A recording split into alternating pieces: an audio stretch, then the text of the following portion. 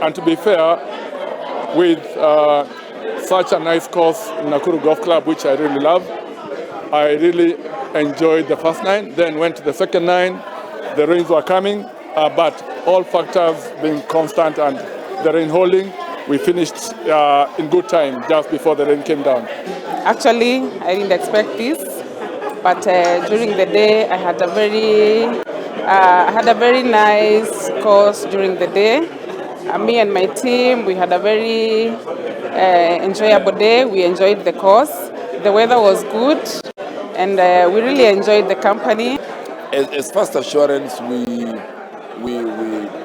support golf with as part of our brand building activities.